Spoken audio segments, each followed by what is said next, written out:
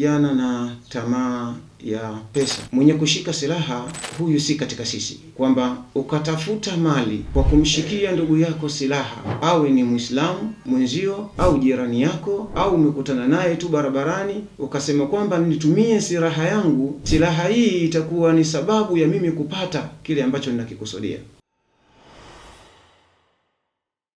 Ndugu mtazamaji wa chaneli yetu ya Bani Saadi TV, leo tunazungumzia vijana na tamaa ya pesa. Kuna mambo mengi ambayo yanapatikana ndani ya utafutaji, lakini ziko njia za halali na ziko njia za haramu. Sasa leo tutajaribu kuangalia kuhusiana na ulaghai. Katika jambo hili, kijana, leo utakuwa unanitizama, hili jambo limechukua hatua kubwa sana la ulaghai katika jamii, katika sekta mbalimbali.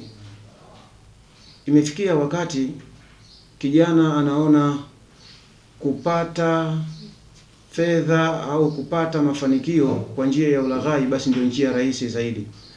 Lakini hili jambo kwa upande wa Uislamu ni jambo ambalo limekemewa na Allah Subhanahu wa Ta'ala, kama vile Allah Subhanahu wa Ta'ala alivyosema ndani ya Qur'an, wala ta'kulu amwalakum bainakum bil batil, wala msile mali zenu baina yenu kwa batil, kwamba msichukuliane mali kwa njia za batil. Katika jambo hili Allah Subhanahu wa Ta'ala anatukataza kwamba sisi tusijaribu kuchukua pesa au kupata mafanikio kwa njia yoyote isiyokuwa ya sawa. Lakini pia Rasulullah sallallahu alayhi wasallam kuhusiana na masala mazima ya ulaghai, ulaghai katika upande wa lugha ya Kiarabu imekuja kuwa ni ghush, na ghush ni jambo ambalo limekemewa katika Uislamu. Rasulullah sallallahu alayhi wasallama amelieleza ya kwamba ghush ni katika mambo ambayo yanamfanya mtu kuondoka katika umma wa Muhammadin sallallahu alayhi wasallam. Katika hadithi ya Abu Huraira, Rasulullah sallallahu alayhi wasallam anasema, man hamala alaina silaha laysa minna, mwenye kushika silaha huyu si katika sisi. Maana yake ni vipi? Kwamba ukatafuta mali kwa kumshikia ndugu yako silaha, ima awe ni Muislamu mwenzio au jirani yako au umekutana naye tu barabarani, ukasema kwamba nitumie silaha yangu ili silaha hii itakuwa ni sababu ya mimi kupata kile ambacho ninakikusudia. Jambo hili Mtume sallallahu alayhi wasallam anasema laisa minna, huyu si katika sisi. Hivyo hivyo Rasulullah sallallahu alayhi wasallam akaendelea ndani ya hadithi hii akasema, wa man ghashana falaisa minna, na yoyote mwenye kufanya ghushi, mwenye kufanya ulaghai, huyu si katika sisi. Maana yake amejiondoa katika ummati Muhammad sallallahu alayhi wasallam. Kwa hiyo atakayefanya jambo lolote la kutumia silaha ile mradi apate mali, na atakayefanya mabadiliko pengine kama vile wanavyofanya kuna biashara ambazo watu wanazifanya, kama utakuta viazi pengine masokoni, utakuta wanavipanga kwa staili fulani hivi, ukiviona kwa juu unasema kwamba hii ndoo imejaa, lakini kumbe chini iko wazi. Ule ni ulaghai, na kwa kufanya vile amekataza Rasulullah sallallahu alayhi wasallam. Kwa Muislamu ni bora ukaweka katika ule uasilia wake, ukanyanyua bei, bora unyanyue bei ili mradi yule atakayekuja kununua basi awe anatambua kwamba mimi nanunua bidhaa hii kwa gharama hii, kwamba kupatikana ridhaa baina ya mnunuzi na mnunuaji, yani mnunuzi na muuzaji. Kwa hiyo ndugu zangu katika imani, vijana wenzangu, tujitahidi kutafuta mali kwa njia iliyokuwa ya halali. Tusijaribu kukusanya kukuwa na tamaa ya pesa kwa njia ambazo si za halali. Ndugu katika imani, kuna hadithi ni maarufu sana, lakini ukiangalia katika hali ya undani wake unakuta Rasulullah sallallahu alayhi wasallam naye pia anatuhimiza katika masala ya sisi kuwa sawa sawa katika mifumo yetu ya utafutaji, katika maisha yetu, miamalati bainana, katika mafungamano ya kibiashara na mambo mengine baina yetu sisi. Rasulullah sallallahu alayhi wasallam katika hadithi Jabir anatueleza, ni hadithi maarufu, anasema Rasulullah sallallahu alayhi wasallam, ittaqullaha haythu ma kunta, ebu mche Allah popote pale ulipo. Mimi nakuhusia kijana mwenzangu kwa wasia wa Bwana Mtume Muhammad sallallahu alayhi wasallam, mche Allah popote pale ulipo. Wa atba'i sayyi'ata alhasana, lakini fuatiza uovu utakaokuwa wewe umeufanya kwa wema. Yani ukigundua kuna uovu ambao mimi nimeufanya, basi peleka wema haraka zaidi, ili tamhuha, utafuta ule uovu ambao wewe ulioufanya. Hivyo basi katika hadithi hii, kwa nukta hii hapa, kwanza hapa anatueleza Bwana Mtume Muhammad sallallahu alayhi wasallam, maana yake kwamba kama wewe kuna jambo ambalo wewe ulilifanya, uliingia katika masala ya ulaghai, ghushi, hizo ulizifanya, basi kwa kiasi kikubwa jiepushe katika jambo hilo na ufanye yaliyokuwa mazuri, ili Allah subhanahu wa ta'ala yabadilishe yale mabaya yako yaifanye kuwa mazuri. Innal hasanati yudhhibna sayyiati, Allah subhanahu wa ta'ala anasema hakika ya matendo yaliyokuwa mazuri yanaondoa yaliyokuwa machafu.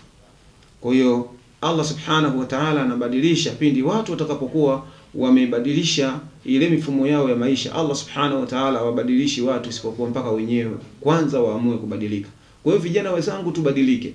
Namna ya utafutaji, sisi tumeelekezwa, Allah subhanahu wa ta'ala ametuelekeza katika njia ambazo zilizokuwa sahihi, na Mtume sallallahu alayhi wasallama ameonekana kama ni biashara, yeye alifanya biashara, miamalati mbalimbali Mtume sallallahu alayhi wasallama aliifanya. Kwa hiyo ndugu yangu katika imani, katika hadithi hii ukiangalia mbele, Mtume sallallahu alayhi wasallama akasema, wa khaliqin nasa bi khuluqin hasana, pia ishi na watu kwa tabia njema, tabia nzuri. Hii tabia nzuri maana yake kwamba Mtume sallallahu alayhi wasallam anatutaka katika biashara zetu basi tuwe na tabia nzuri ambayo inamfurahisha Allah subhanahu wa ta'ala. Katika miamalati mbalimbali tunayoifanya basi tuwe na tabia nzuri ambayo Allah subhanahu wa ta'ala inamfurahisha. Hivyo ndivyo Allah subhanahu wa ta'ala anavyotuhitaji. Ndugu zangu katika imani, nukta hii ni nukta pana sana, ni nukta pana ambayo, kwa sababu aina za ulaghai ziko tofauti tofauti. Kuna watu wanafanya ulaghai katika biashara zao, watu wanafanya ulaghai.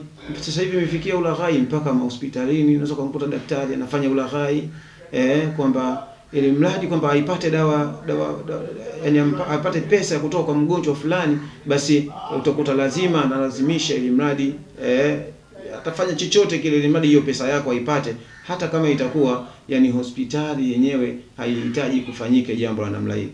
Mathalan, kwa upande huo wa hospitali, juu ya masala ya ulaghai, unaweza kukuta pengine kitengo cha miwani mathalan, mgonjwa amefika pale na tatizo la macho, lakini huyu daktari analipwa katika hiyo hospitali, anapewa ujira wake vizuri kabisa, yani bosi wake anamlipa sawa sawa pasi na kuwa na wasiwasi wowote. Muda ukifika anapewa haki yake.